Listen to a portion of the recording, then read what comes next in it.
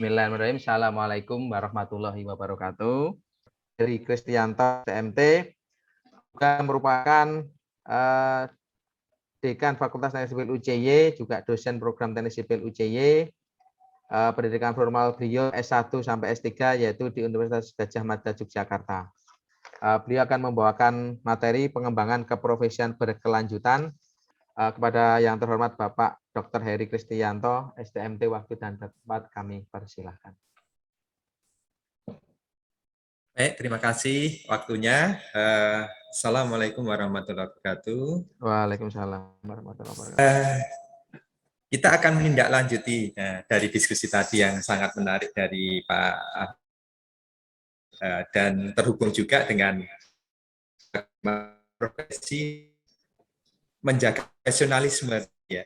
Nah, itu adalah suatu yang menarik yang kita bahas secara singkat dan cepat waktunya yang ini sebenarnya berbeda ya. Kita akan berbagai undang-undang yang bagaimana kita harus ketahui. Tentunya seorang profesional harus dibuktikan ya, dan ya kita adanya sertifikasi, kemudian adanya sertifikat, kemudian registrasi, sertifikasi keahlian kerja dan sebagainya. Ya. Itu adalah beberapa pengertian di sini. Kalau sertifikat keahlian kerja yaitu yang SKA ya, nanti memang setelah lulus S1 kemudian bekerja, tentunya arahnya selanjutnya akan kita teman-teman gitu ya. Nah, ini bagaimana ke arah ke sana. Nah, kemudian tadi Mas Destri tadi ya. Lalu keahlian apa yang bisa nanti kita pilih-pilih gitu ya. Nah, sebenarnya banyak tadi sudah dijelaskan ya, tapi kemudian kalau kita lihat di sini dalam peraturan Lembaga Pengembangan Jasa Konstruksi ya, LPJK Nasional nomor 2 tahun 2017 gitu ya, tentang sertifikasi dan registrasi tenaga ahli. Di sini memang ada sebut sebagai klasifikasi dan klasifikasi ya.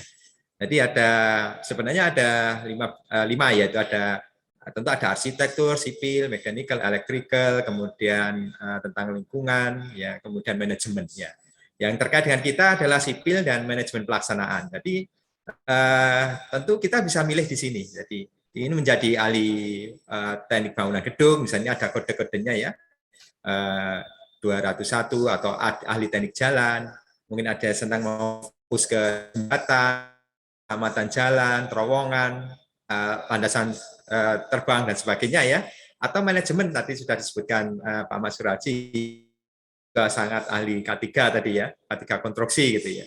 Atau ahli manajemen proyek, manajemen konstruksi, atau ahli sistem manajemen mutu. Nah, ini adalah bidang-bidang yang sudah ada istilahnya ketentuan teknisnya, kemudian arah untuk bagaimana mencapai dari masing-masing keahlian tersebut. Ya. Kemudian juga terkait suaranya masih Mas? Masih Bapak? Masih ya, oh ya. Jelas Bapak. Oke. Untuk asosiasi profesi ya sangat banyak ya asosiasi profesi yang ada yang terkait dengan ada sekitar 53 sebenarnya. Tapi kemudian ada keputusan Menteri PU ya tahun 2020 yang di situ sudah ada namanya ada proses akreditasi ya. Tidak hanya kampus, ternyata asosiasi profesi pun diakreditasi gitu. Nah, ini muncullah sementara 25 gitu. Mungkin yang lainnya masih proses atau perbaikan dan sebagainya, tapi sementara di sini ada ya, termasuk juga ATAKI itu ya, itu sudah terakreditasi, HAKI, KHT dan sebagainya. Jadi nanti tentunya teman-teman bisa kalau mau milih yang terakreditasi adalah ini yang sudah ada dari SK dari Kementerian Pekerjaan Umumnya tahun 2020. Atau sebenarnya yang masih belum terakreditasi juga sepertinya masih jalan, itu pun juga sebenarnya masih bisa bersinergi ya untuk bersama-sama untuk memunculkan para profesionalisme tentunya untuk kemudian tentu ditingkatkan menjadi terakreditasi terlebih dahulu. Nah, kemudian seperti saya sampaikan nanti dan sipil ya, itu pun kemudian ada tingkat kompetisinya, ada muda, madya, utama, kemudian permohonannya ini ada aplikasi, ada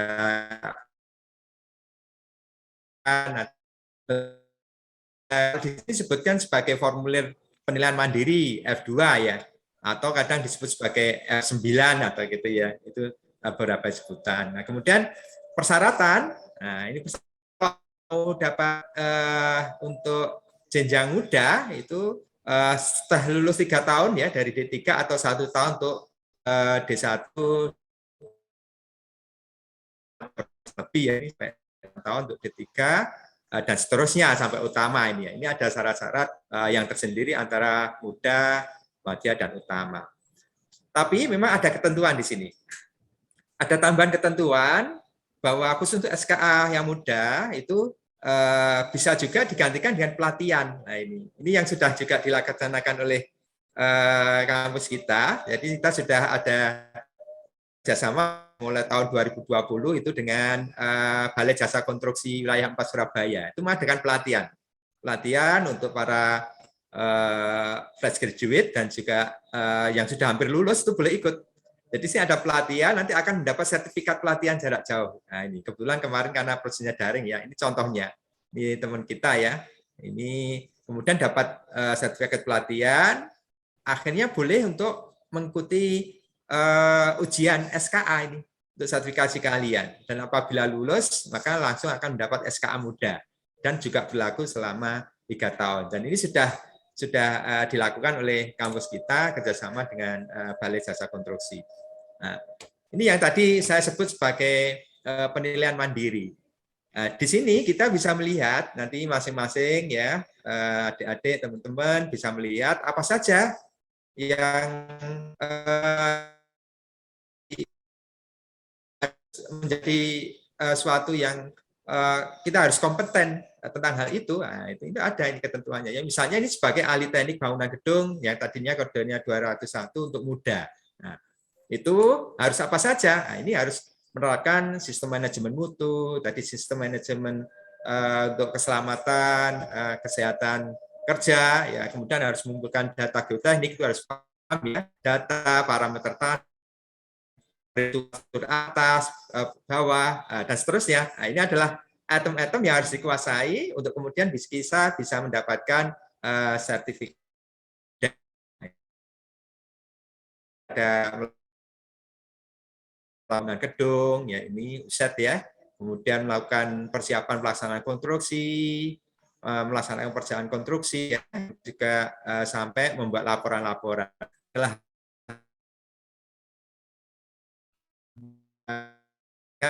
mudah untuk teknik bangunan gedung.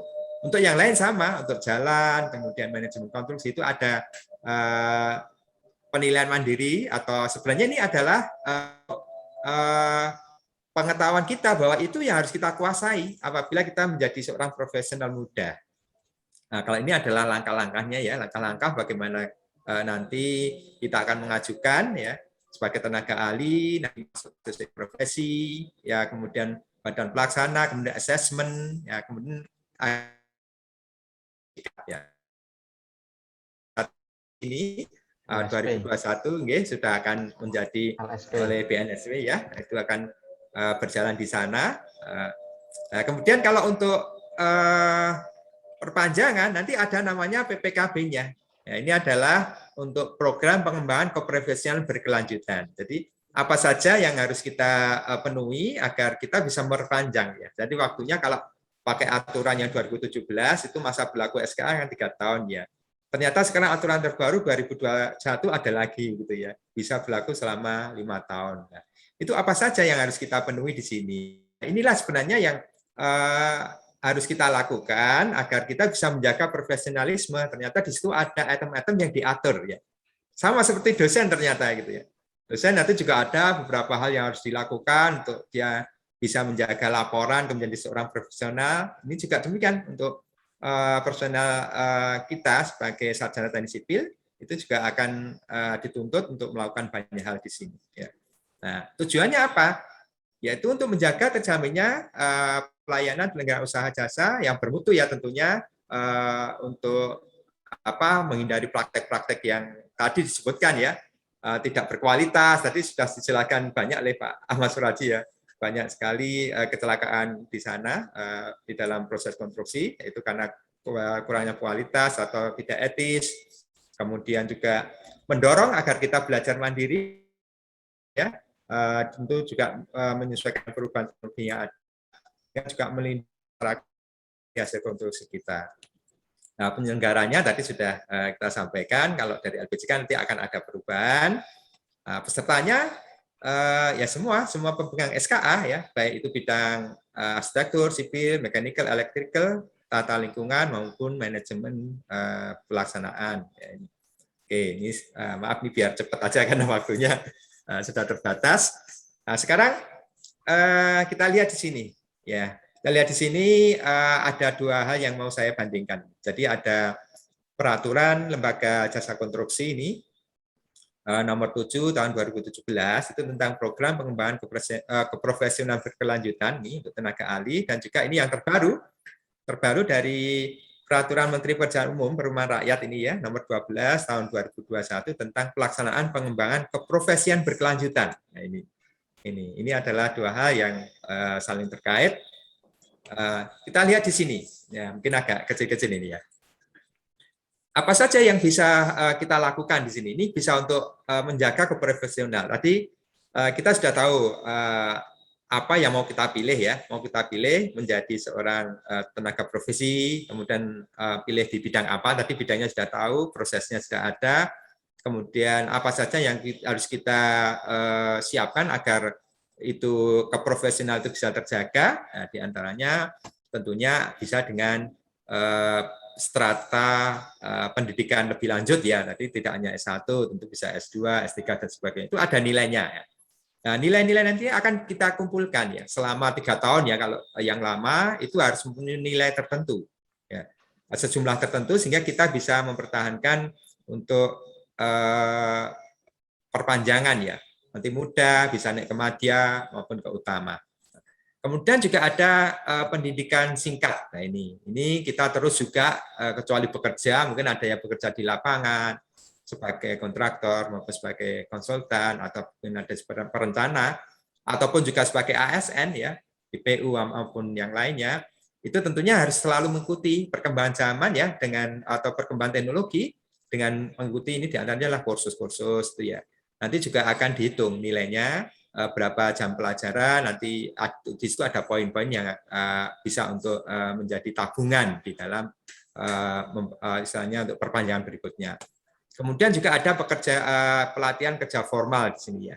Ini juga ada, nanti itu berapa hari, misalnya 4 sampai 5 hari, maka dia akan mendapat poin 10. Kemudian pembelajaran mandiri. Nah, ini juga istilahnya kita bisa tanpa istilahnya tadi kursus singkat, formal atau pendidikan lanjut, kita juga bisa belajar sendiri di sini, ya. Bisa belajar sendiri, kita membaca artikel, kemudian prosedur kerja, software, atau kemudian kita dokumentasi dari pekerjaan. Nah, itu bisa kita lakukan, kemudian kita bisa membuat resume, ya, di sini, ya. Ini ada resume, kita ringkasan nanti 5 sampai 25 halaman, ya. Itu kan proses belajar mandiri. Nah, itu nanti akan ada poinnya, ya. Poin akan dilihat relevansi, kedalaman, kemutakhiran maupun manfaat dan seterusnya. Nah, nanti akan saya share, ya. Akan saya share, nanti bisa dipelajari lebih lanjut. Ada pembelajaran yang berhubungan dengan penugasan. Ya, ini juga ketika nanti ditugaskan di lapangan, misalnya sebagai pengawas, itu nanti juga ada proses pembelajaran di sana. Kita juga menulis apa yang sudah kita lakukan di situ, ya, kita tulis, kemudian akan di poin, ya. Poin ini sekitar 25. Nah, kemudian juga pertemuan profesi, ya. Pertemuan profesi kita ikuti. Beberapa ada paten, kekayaan intelektual, ini semua bisa kita lakukan, ya. Kita ini menulis makalah, kemudian juga menulis laporan, paparan, dan sebagainya. Nah, kemudian juga menjadi narasumber, ya. Narasumber di dalam mungkin seminar-seminar, ya, tentu akan diundang. Nanti kalau punya pengalaman di proyek mungkin perlu, kemudian kita undang, kemudian kegiatan atau aktivitas pada organisasi profesi. Itu pelaporan dilakukan secara online sebenarnya, ya. bisa masuk ke websitenya ini ya dari LPJK, itu kemudian kita masuk mendaftar, login, kemudian di sana kita masukkan kegiatan. Contoh ini, contoh ketika ahli teknik jalan, ya. Nah, itu apa saja yang sudah dilakukan, dimasukkan ke sana, studi lanjut, kemudian perbedaan nilainya berapa sudah ada, kemudian paparan internasional, jurnal internasional, setting, evaluasi kerja, ini pekerjaan proyek, kemudian ada menulis ditulis ya, ini ada ditulis, ini kalau cuma pengalaman kerja itu nilainya cuma 5 sebenarnya. Tapi kemudian kalau ini kemudian kita tulis, kita buatkan resume, catatan situ, ya kayak makalah itu malah poinnya 25, tambah poin 25 seperti itu. Nah, kemudian ini akan kita jumlah 1 tahun berapa itu bisa kita kumpulkan. Kemudian kalau kita pakai SKH lama kan perpanjangan setiap 3 tahun ya. Nah, itu kita kumpulkan. Nah, ini misalnya jumlahnya 125. Nah, ini sudah mencukupi maka kemudian bisa perpanjangan. Nah, kemudian ini yang terbaru. Yang terbaru 2021 ini untuk jenjang utama itu atau jenjang 9 ini nilainya sekitar 200 ya. Jadi setiap perpanjangan harus mengumpulkan nilai 200 SKPK.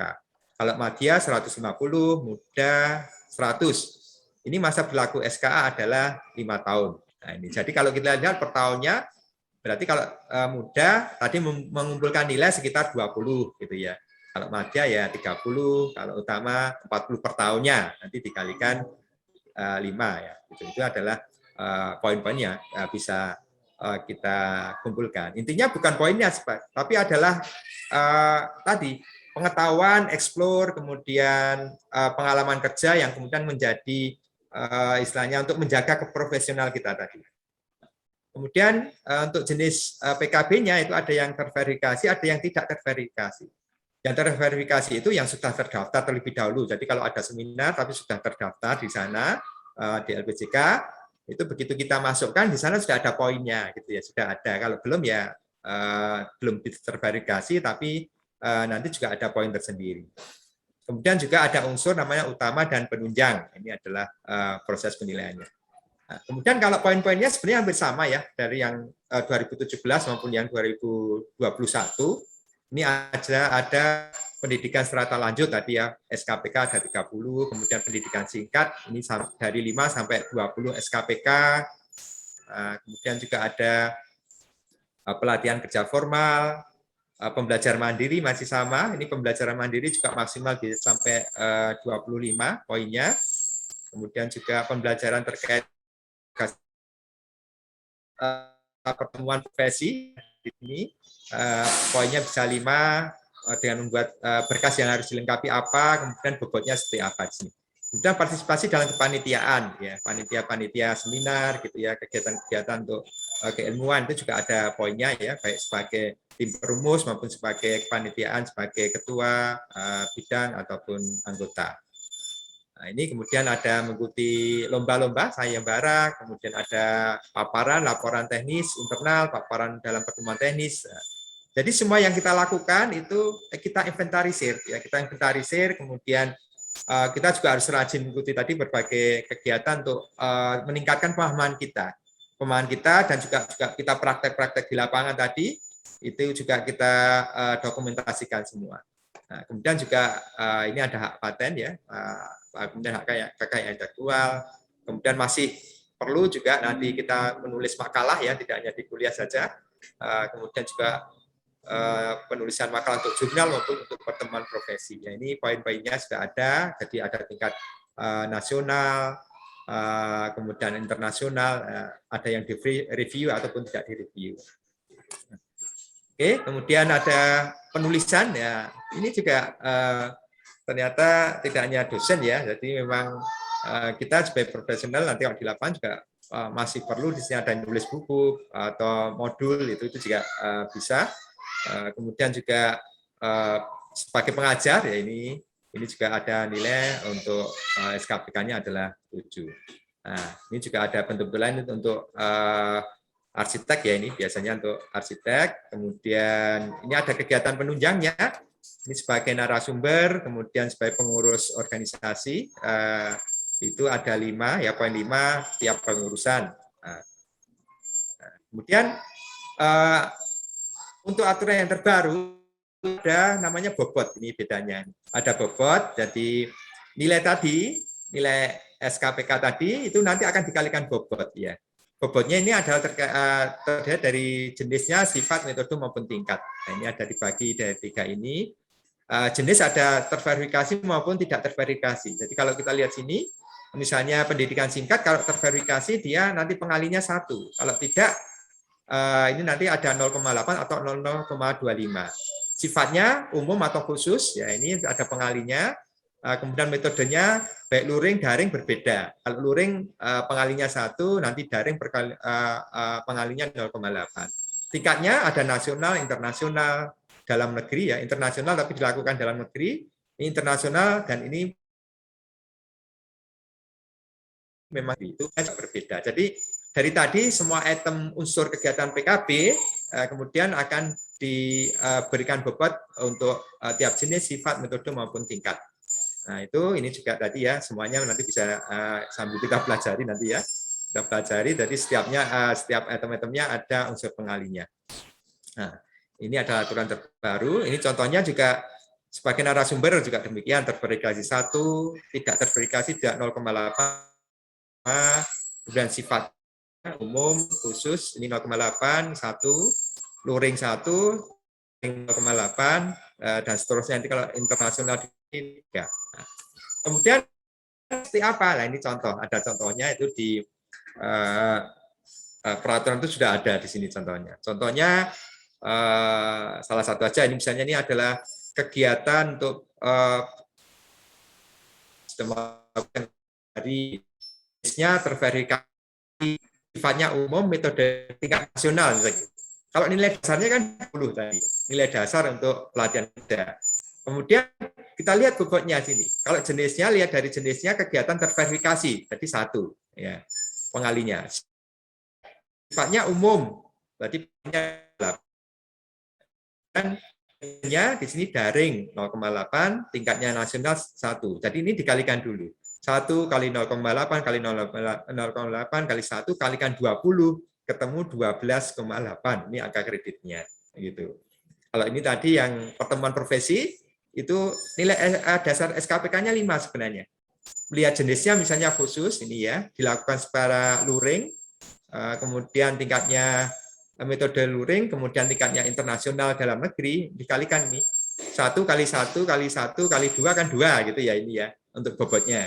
2 kalikan 5 nilainya adalah 10. Nah demikian. Jadi agak lebih rumit ini, lebih rumit untuk penghitungannya. Tapi itu adalah istilahnya untuk kita ngukur apakah nanti di dalam 3 tahun atau 5 tahun aturan yang terbaru itu kita masih mencukupi di dalam proses menjaga keprofesional tadi.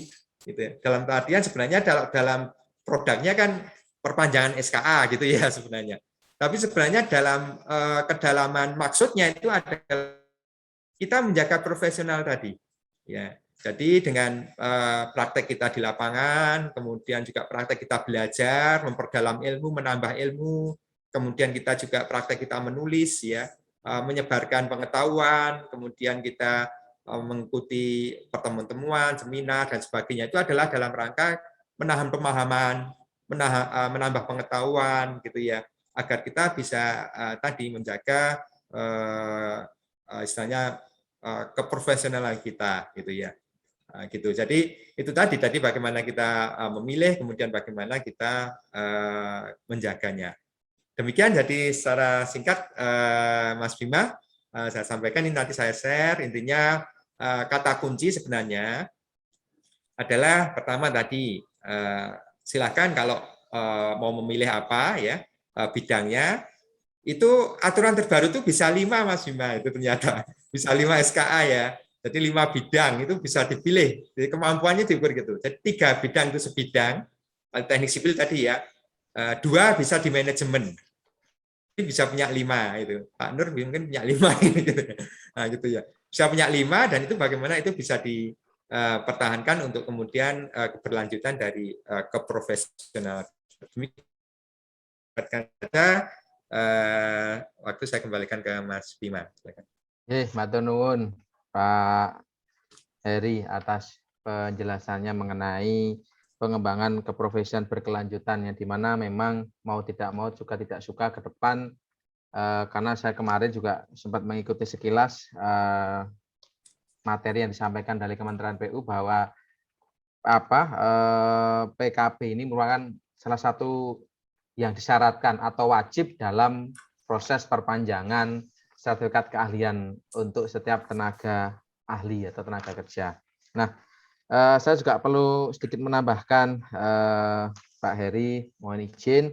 Jadi saya juga punya data bahwasanya sampai tanggal 4 Agustus 2021 itu jumlah tenaga ahli yang tersertifikasi di Indonesia itu baru 176.304 orang. Saya masih ingat betul di tahun 2018-2019 pada saat itu kita dikejar bahwasanya target dari Presiden dari Pak Jokowi bahwasanya minimal saat itu 2019 itu bisa tercapai 200.000 tenaga ahli yang ber-SKA.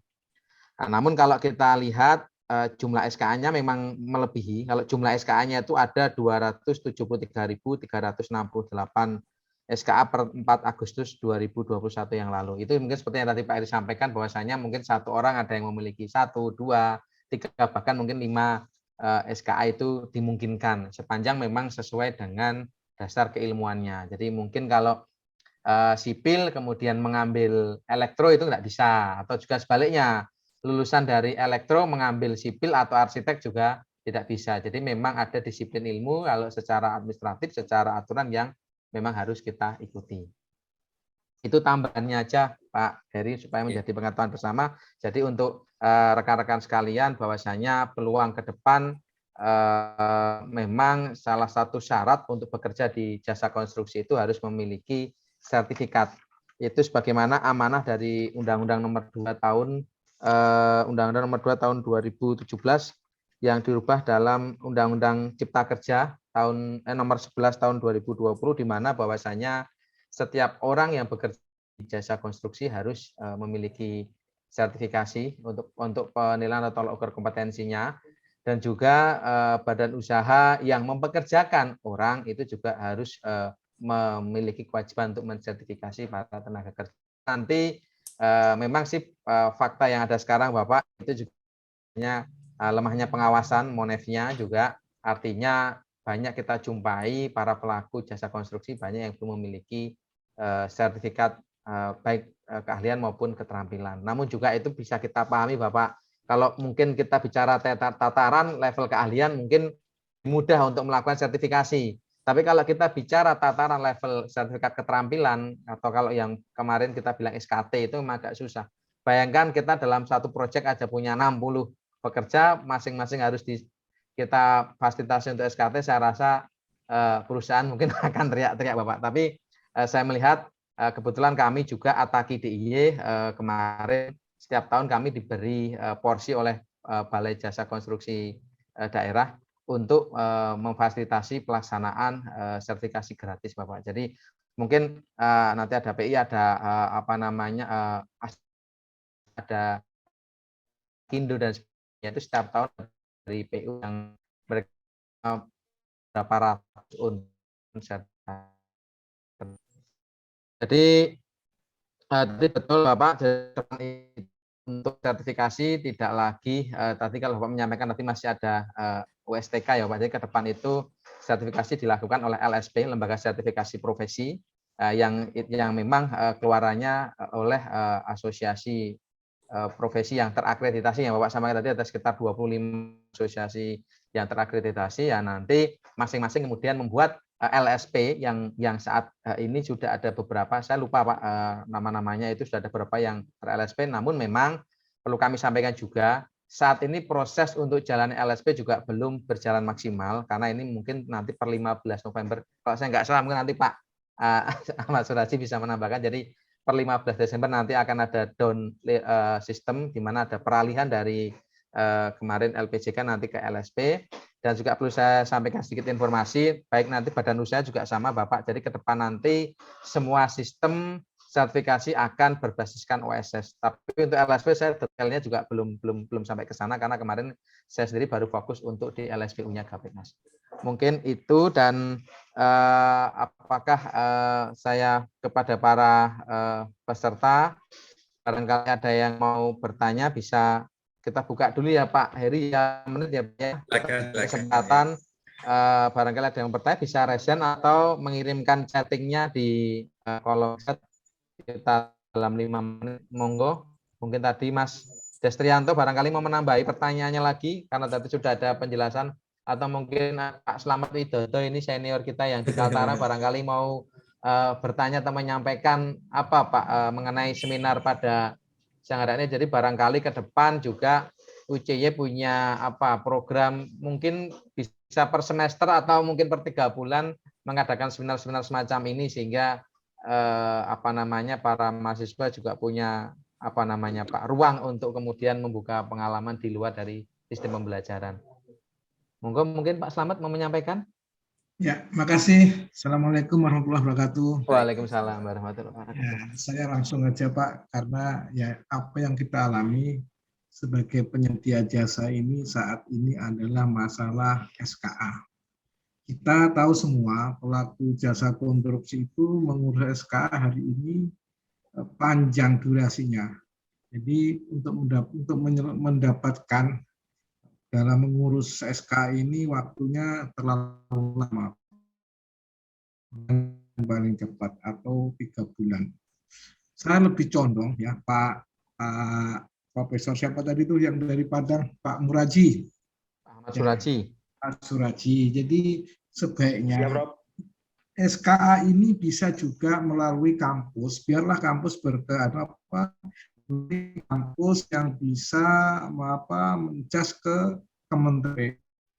Saya sudah beberapa kali mencoba beberapa asosiasi masalah SKA ini sekarang nggak sulit. Tapi kalau lihat tadi paparan Pak Heri tadi dan sudah ada yang muda tadi yang ahli muda, kira tadi itu realistis itu Pak. Jadi kalau kampus itu mengadakan itu baik untuk madya lah.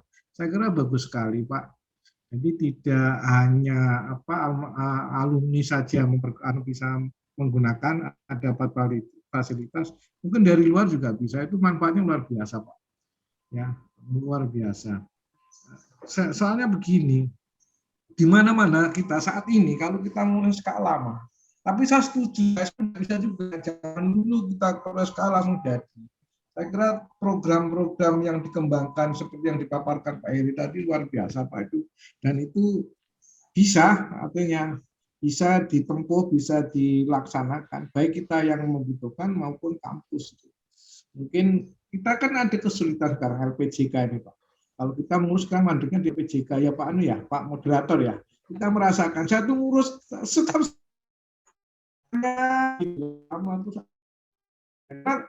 ini kan mengharap banyak. Dulu kita terlalu didinak oleh pemerintah. Nah, yang kita harapkan ini luar biasa banyaknya. Tapi mau mengurus SKA juga luar biasa lamanya, bukan susahnya, lamanya itu. Ya, koridornya kadang kita tidak tahu persis lewat mana, gitu. Aturannya seperti apa. Gitu. Mungkin itu aja Pak, mungkin ini ranah-ranah tingkat kementerian lah. Pak Suraji mungkin yang aksesnya lebih ada ke kementerian bisa lah apa solusinya ya. Ada kemajuan lagi. Sekarang luar biasa itu yang sampaikan Pak Heri tadi. Jadi begitu teman-teman itu lulus dari kuliah, punya ijazah. Nah, sekarang kalau sudah punya SKA muda itu luar biasa. Peraturan ada 50 JPL gitu ya, itu nanti diberikan materi, itu nanti akan diberikan sertifikat, setelah itu akan diberikan ujian SKA. Nah, tapi itu juga tidak semua lulus Pak, itu memang kemarin saringan juga. Kita lihat contohnya tadi ada yang lulus dari teman-teman kita ya, ada yang ambil ahli teknik bangunan gedung, ada yang ambil di bidang keairan, manajemen itu kemarin juga pada seneng Pak, begitu lulus muda dapat SKA muda bisa berlaku 3 tahun. Nah itu bisa untuk tinggalkan. Kalau proses untuk SKA memang ya tadi memang masih perlu waktu karena ternyata juga kurangnya tim ya di masing-masing asosiasi profesi dibandingkan kebutuhan tadi juga gitu. Coba untuk dikerja itu pun ternyata setelah ada sertifikasi juga akreditasi ternyata yang terakreditasi juga masih sedikit juga, apalagi kalau itu langsung hanya yang terakreditasi nanti malah semakin kurang lagi. Jadi perlu banyak pihak yang berperan agar kebutuhan itu saya kira untuk bisa terpenuhi terkait tenaga ahli tersebut. Mungkin demikian, monggo Pak Siraji.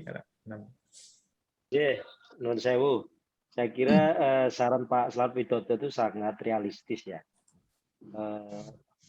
Pertama, saya sering mengadvokasi melakukan sertifikat kompetensi itu tidak cukup kalau hanya mencetak sertifikat gitu. Yang paling kritikal itu mencetak manusia yang berkompeten gitu. Ya, betul. Nah, itu yang pertama. Yang kedua, saya berjuang sejak tahun 2007 ketika saya ikut JK ini. Saya mati-matian berjuang, jangan ada pernah jual beli sertifikat gitu. Kemudian yang ketiga, saya mengadvokasi habis Pak Slamet ya. Jangan sampai namanya sertifikat itu hanya untuk syarat administrasi tender, syarat administrasi tagihan gitu Pak. Tetapi memang tidak semudah yang saya omongkan. Fakta di lapangan berbicara lain. Oleh karenanya, saya kira saran Pak Slamet Widodo ini sangat tepat, Pak Dekan ya. Kalau dimungkinkan untuk ada kerjasama antara asosiasi profesi yang punya LSP yang sudah terlisensi yang tadi disampaikan gitu ya. Paling tidak untuk alumni sendiri gitu ya, alumni UJY. Nanti kalau berkembang bisa juga orang lain akan ikut serta. Karena kalau si Bima itu, mohon maaf Pak Dekan, itu sangat tergantung APBN juga Pak. Jadi kalau APBN-nya kecil ya cuma sedikit. Gitu. Nah ini barangkali perlu ada kesadaran ya. Orang yang bekerja atau berprofesi insinyur itu memang harus berkompeten. Belum lagi ada tantangan baru juga, bukan tantangan baru, tantangan regulasi juga ini Pak Bima, Pak Slamet Dekan, itu berlakunya Undang-Undang Nomor 11 tahun 2014 tentang insinyuran. Bapak-bapak ini kalau tidak punya STRI nanti bisa ditangkap Pak. Ya, betul. Jadi itulah Indonesia, senangnya itu menyusahkan rakyat. Sudah pakai STRI, sudah pakai SKK, habis itu hanya untuk menang-menangan tender, habis itu di lapangan diganti tenaga kerjanya gitu. Nah, gimana ini Pak Dekan ini? Nah, oke lah, kita tidak bisa mengeluh, tidak bisa hanya mengkritik, tapi kita do action gitu. Saya kira Pak Nur Rahman, Pak Kabudi itu sepakat ya. Kita siapkan aja. Saya menyarankan Pak Nur ya, kalau diizinkan nanti dengan Prorektor Pak Dekan, bukalah program profesi insinyur. Yang sekali keluar itu dia dapat gelar insinyur, dapat gelar insinyur profesional, dapat STRI, dapat SKK, gitu Pak. Ada jalannya Pak. Gitu. Sekali mendayung artinya kita melampaui ya. Betul gitu. Ya, saya kira biar selamat lah teman-teman kita semua nanti bekerja secara profesional, artinya bertanggung gugat, bertanggung jawab dan sebagainya. Memang sementara ini belum ada seseorang yang ditangkap kemudian dipenjara akibat itu. Tapi yang ada hanya Pak Slamet diminta mengembalikan ke kas negara gitu, ke negara, dan itu juga barangkali tidak fair enough gitu.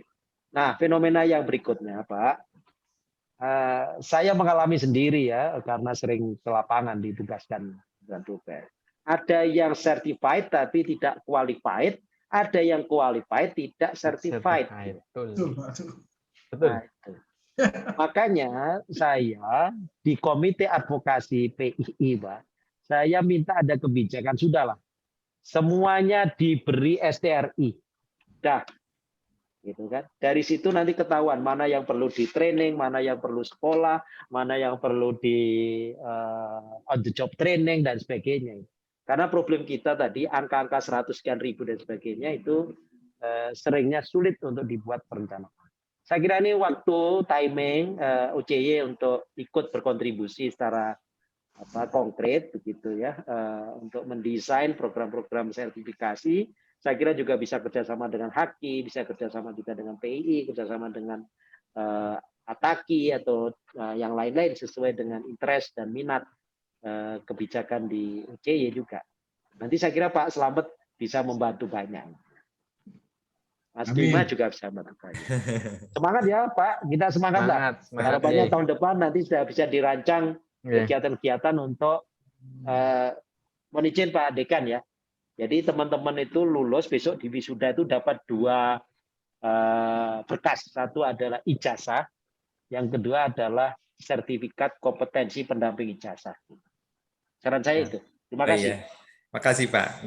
Memang harapannya demikian Pak Suradji. Bahkan setelah lulus dari sini dapat SKK Pak. Kemarin memang langsung ada ujian, tapi memang karena nggak bisa semua lulus ya. Kalau tidak mampu ya tidak lulus. Tapi sebagian besar dapat Pak itu. Dari JP itu dapat ijazah dan dapat sertifikasi keahlian muda yang berlaku 3 tahun. Dan ternyata untuk mengurus STRI juga tidak sulit Pak, dari PI itu. Saya juga sudah punya Pak STRI Pak. Jadi secara online ya, kita mengurus secara online itu kita masukkan data-data semua dari online dan sudah dapat ya, sudah dapat STRI juga. Tapi memang kesadaran Pak untuk kemudian kita istilahnya logbook ya, kemudian mendata semua kegiatan kita itu sangat kurang. Kemarin sudah dari kementerian mengeluarkan semua asosiasi jumlah anggotanya sekian. Kemudian yang mau mendaftarkan itu kegiatannya, ya baik di lapangan maupun apapun yang tadi kita sebutkan tadi, itu masih sangat sedikit. Jadi belum terinventarisasi secara bagus ya. Jadi untuk menginput itu sudah orang lapangan itu katanya suruh input itu pada malas mungkin gitu ya. Jadi cuma baru sangat sedikit sekali yang mau menginput data dirinya sendiri itu di dalam simpan lah istilahnya dalam yang sudah dibuat oleh pemerintah itu yang sedang dikejar-kejar ini semua gitu, pengalamannya apapun yang dikerjakan kan dimasukkan ke sana sebenarnya. Ya itu perlu kita dorong bersama. Mungkin demikian. Monggo Mas Bima. Saya rasa sudah banyak sekali tadi yang disampaikan dari awal dari mengenai mengenai profesionalisme, mengenai etika, terus mengenai pengembangan keprofesian berkelanjutan. Terus tadi juga sedikit menyambung dari Pak Slamet Widodo. Jadi apa yang disampaikan Bapak itu memang menjadi keluh kesah nasional, Pak. Jadi kalau kita di organisasi, jangankan untuk sertifikasi keahlian, Pak, untuk SBU juga kita masih, ketika saya ditanya itu nggak ada kejelasan, Pak. Kebetulan juga kami ini juga asesor, Pak, asesor SBU. Tapi 1 tahun ini saya minta cuti, Pak, karena proses yang ada di LPJK bagi saya belum ada kejelasan. Sehingga kemarin saya sementara belum asesmen, tapi memang ini menjadi permasalahan nasional. Jadi kalau dulu itu mungkin SKA itu bisa 7-14 hari kerja, namun saat ini sulit sekali Pak. Jadi karena berkas numpuk-numpuk, bayangkan saat itu LPJK ada di 33 provinsi, saat ini hanya ada di pusat dan dibantu oleh balai-balai jasa konstruksi yang ada di wilayah itu. Cuman secara SDM juga mereka kekurangan. Jadi memang ini menjadi problem dan mudah-mudahan nanti masa transisi cepat sehingga apa yang menjadi keluh kita bersama segera bisa teratasi. Apa yang disampaikan oleh 2 narasumber kita menjadi penyemangat kita, menjadi pengalaman kita, dan saya mewakili juga dari kepanitiaan memohonkan maaf apabila di dalam pelaksanaan kegiatan siang hari ini banyak salah kata, banyak salah teknis dan sebagainya. Mudah-mudahan kita semua senantiasa diberikan kesehatan, kelancaran, dan keberkahan. Akhirul kalam, wassalamualaikum warahmatullahi wabarakatuh. Selamat rekan-rekan semua. Salam. Sampai ketemu di lain waktu. Menyemangati, mudah-mudahan kita semuanya sukses membangun PIY Indonesia dan dunia.